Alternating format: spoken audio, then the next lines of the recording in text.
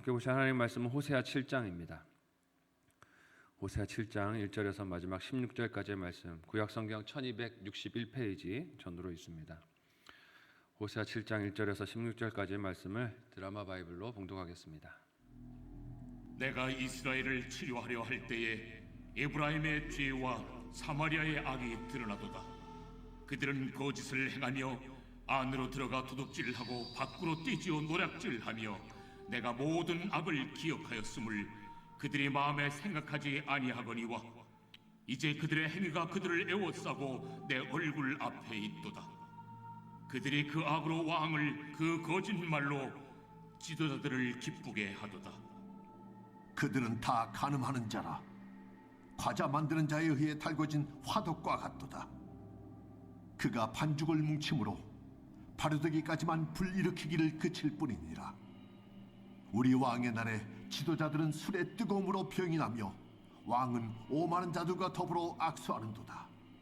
그들이 가까이 올 때에 그들의 마음은 간교하여 화덕 같으니 그들의 분노는 밤새도록 차고 아침에 피우는 불꽃 같도다. 그들이 다 화덕같이 뜨거워져서 그 재판장들을 삼키며 그들의 왕들을 다 엎드러지게 하며 그들 중에는 내게 부르짖는 자가 하나도 없도다. 에브라임이 여러 민족 가운데 혼합되니 그는 곧 뒤집지 않은 전병이로다.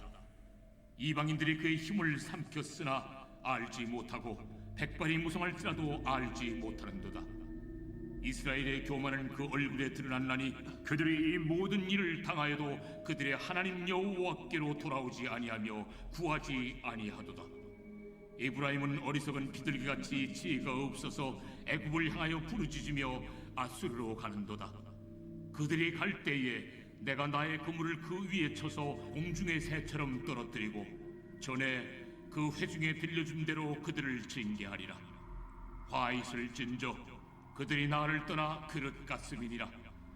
패망할 진저 그들이 내게 범죄하였음이니라. 내가 그들을 건져 주려 하나 그들이 나를 거슬러 거짓을 말하고 성심으로 나를 부르지 아니하였으며 오직 침상에서 슬피 부르짖으며 곡식과 새 포도주로 말미암아 모이며 나를 거역하는도다.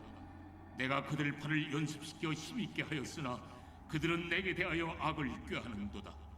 그들은 돌아오나 높으신 자에게로 돌아오지 아니하니 속이는 활과 같으며 그들의 지도자들은 그 혀의 거친 말로 말미암아 칼에 엎드러지리니 이것이 애굽 땅에서 조롱거리가 되리라. 아멘. 함께 읽은 본문의 말씀을 가지고 하나님의 영적 진단이라는 제목으로 말씀 나누고 기도하도록 하겠습니다.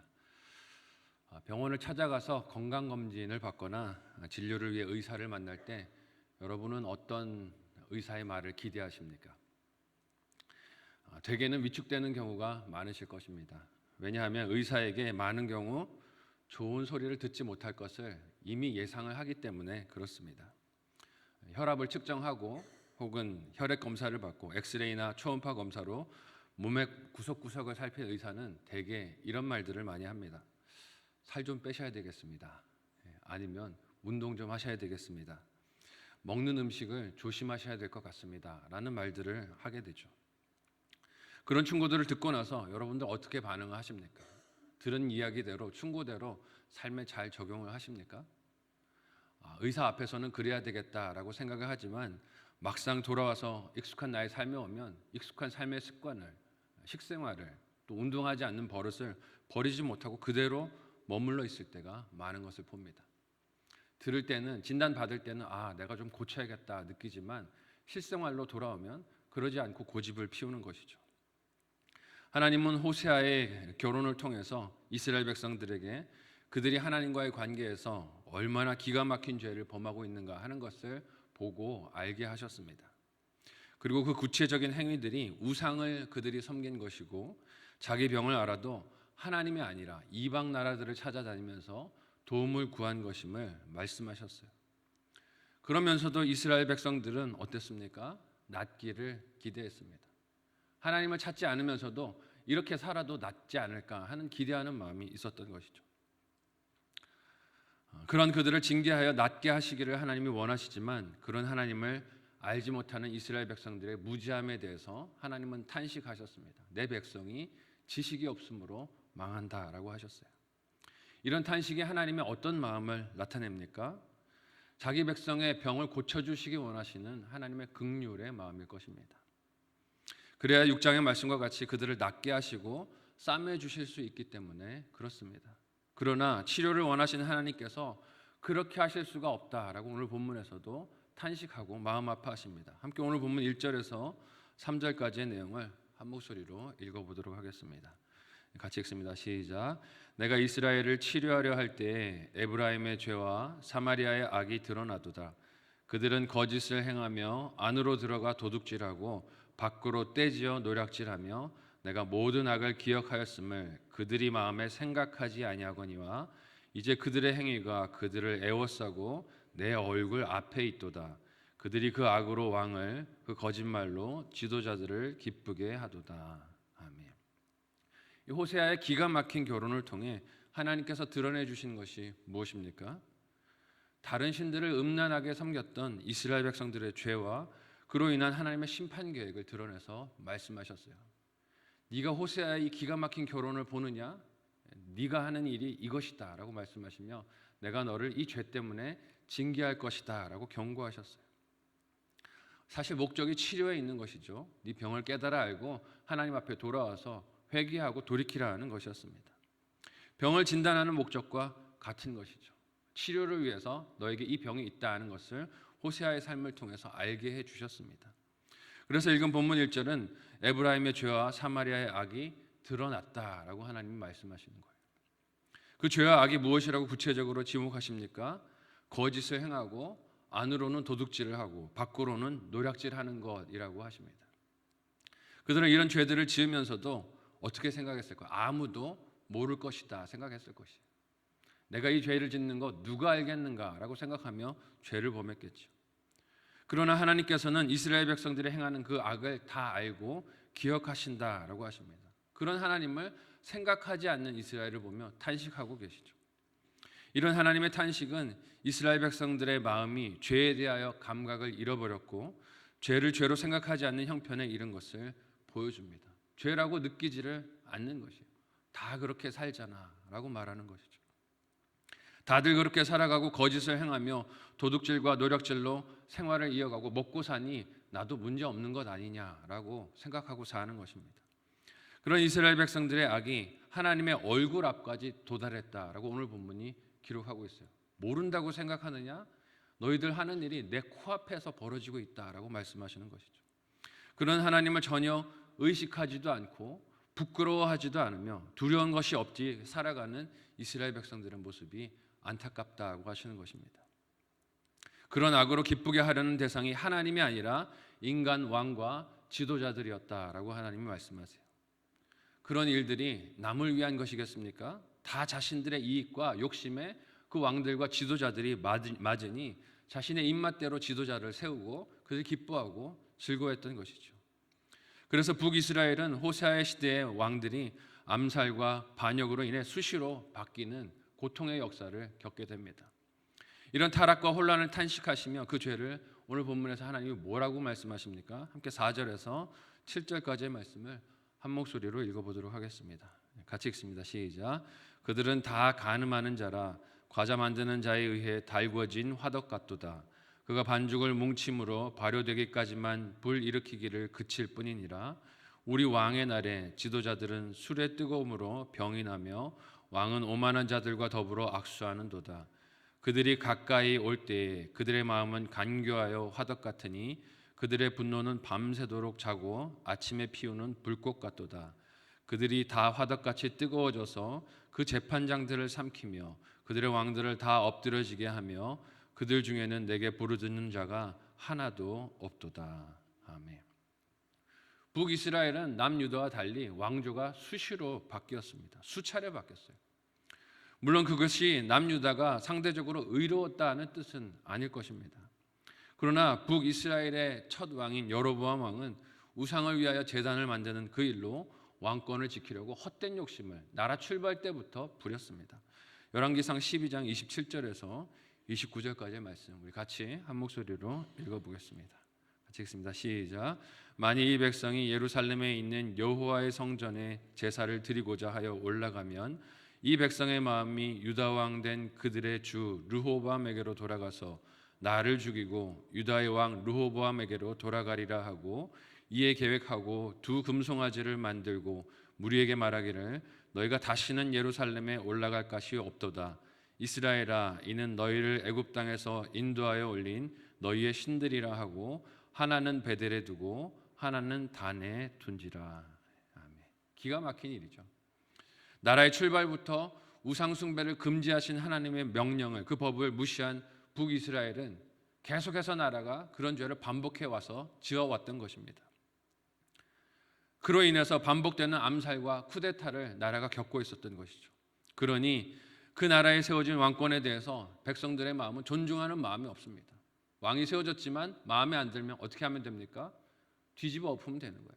나라 쫓아내고 왕을 쫓아내고 다른 왕을 세우면 된다고 여기는 것입니다. 야망과 욕심에 따라 암살과 배반이 이어졌던 북왕국의 정책에 대해서 하나님은 간음하는 자, 달궈진 화덕 같다라고 말씀을 하십니다. 기회만 생기면, 상황이 맞아떨어지면 어떻게 하는 것입니까? 갈아엎는 것이죠. 내 마음에 맞는 왕을 세우려고 하는 것입니다. 힘으로 정권을 찬탈하고 같은 죄를 반복하고 또 반복한다라고 탄식하십니다. 이런 배반과 반역을 일삼는 자들이 생각하지 못하는 것이 무엇입니까? 그들도 똑같은 배반과 반역으로 힘과 생명을 잃게 된다는 것입니다. 권력을 차지할 때는 모르겠죠. 하지만 잃게 되면 알게 되는 것입니다. 그럼에도 불구하고 하나님을 향해 부르짖는 자가 하나도 없다고 하나님은 7절에서 탄식하십니다. 무감각해지고 자기 야망과 목표에만 온 시선이 가 있는 북이스라엘 백성들의 영적인 상태를 진단하시고 고발하시는 것이죠. 이런 나라의 형편은 정치만이 아니라 외부를 향한 외교에서도 그대로 드러났다라고 하나님이 말씀하십니다. 8절에서 12절까지의 말씀을 한 목소리로 읽어보도록 하겠습니다. 같이 읽습니다. 시작. 에브라임이 여러 민족 가운데 혼합되니 그는 곧 뒤집지 않은 전병이로다. 이방인들이 그의 힘을 삼켰으나 알지 못하고 백발이 무성할지라도 알지 못하는도다. 이스라엘의 교만은 그 얼굴에 드러났나니 그들이 이 모든 일을 당하여도 그들의 하나님 여호와께로 돌아오지 아니하며 구하지 아니하도다. 에브라임은 어리석은 비둘기같이 지혜가 없어서 애굽을 향하여 부르짖으며 아수르로 가는도다. 그들이 갈 때에 내가 나의 그물을 그 위에 쳐서 공중의 새처럼 떨어뜨리고 전에 그 회중에 들려준 대로 그들을 징계하리라. 아멘. 나라 정치에서도 하나님의 권위를 찾지 않고 구하지 않는 이스라엘 백성들은 외교에서도 마찬가지라고 하십니다. 이런 형편에 대해서 하나님은 북이스라엘 백성들이 여러 민족 가운데 혼합되어 만들어진 뒤집지 않은 전병 같다라고 말씀하세요. 여러분, 뒤집지 않은 전병이라는 것이 무슨 뜻을 말하는 것이겠습니까? 위에서 볼 때는 온전해 보여요. 겉에서 볼 때는 온전해 보입니다. 하지만 뒷면은 어떻습니까? 타서 먹을 수가 없다는 뜻이에요. 새까맣게 탔지만 그 반대면이 보이지 않으니 착각으로 살아가는 인생이라는 것입니다. 위에서 볼 때는 온전해 보여도 뒷면이 타서 먹을 수 없는 음식처럼 이스라엘 백성이 그렇다는 것이에요. 겉으로 볼 때는 힘이 있는 애굽과 아수르와 동맹을 맺어서 문제없이 살아갈 수 있는 것 같이 보이겠지만, 살 길이 열린 것 같이 그들은 여기겠지만, 사실은 우방이라고 철석같이 믿는 그들에게 나라를 빼앗기고 미래를 유린당할 인생인 것을 하나님이 말씀하십니다. 이유가 무엇입니까? 하나님을 의지하지 않기 때문이에요. 세상 나라를 의지하면서 그들의 손을 잡고 이제는 안전할 것이라고 착각하고 사는 것입니다. 그러니 하나님께 돌아가지도 않고 하나님께 기도하지도 않습니다. 내가 손잡은 애굽과 아수르의 힘으로 오늘을 살아낼 수 있을 것이라고 여기는 것이죠. 이런 북왕국의 형편은 하나님이 원하시는 용서도 불가능하게 만들었다라고 하나님이 탄식하십니다. 함께 오늘 본문 13절에서 14절까지의 말씀을 한 목소리로 읽어보도록 하겠습니다. 같이 읽습니다. 시작. 화있을진저 그들이 나를 떠나 그릇 갔음이니라. 패망할진저 그들이 내게 범죄하였음이니라. 내가 그들을 건져주려 하나 그들이 나를 거슬려 거짓을 말하고 성심으로 나를 부르지 아니하였으며 오직 침상에서 슬피 부르짖으며 곡식과 새 포도주로 말미암아 모이며 나를 거역하는도다. 하나님의 탄식은 있어야 할 탄식과 부르짖음이 없는 그의 백성, 북이스라엘 백성들을 향해서 흘러나옵니다. 참 아이러니하죠. 탄식해야 할 사람은 탄식하지 않고 탄식하실 필요가 없으신 하나님은 탄식하고 계십니다. 그 백성을 향해서 아프신 마음을 하나님이 드러내 보이시는 것이죠. 무엇이 아프다고 하십니까? 건져주려고 해도 건질 수가 없구나. 도와주려고 해도 도와줄 수가 없구나. 그들의 삶이 죄에 그렇게 빠져서 돌아오지 않기 때문에 하나님이 고쳐주고 싶어도 고쳐줄 수가 없다라고 탄식하고 계십니다. 이런 하나님의 탄식하심이 오늘 저와 여러분의 영적 건강을 진단하시는 하나님의 건강 진단은 아닐까요? 이 건강 진단을 받고 저와 여러분은 어떻게 우리의 삶에 반응하는 것이 옳은 것일까요? 이대로 살아온 대로 살아가도 괜찮은 것일까요?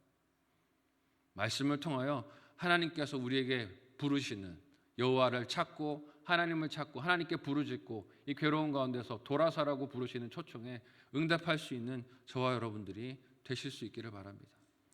의사의 진단을 받고 아 그래요 하고 일상으로 돌아가서 똑같은 삶을 사는 그 모습을 반복하지 말고 하나님이 영적 진단에 우리가 아멘 순종하고 돌이키고 하나님의 얼굴을 구할 수 있는 저와 여러분 모두가 되시기를 예수님의 이름으로 간절히 소원하고 축복합니다.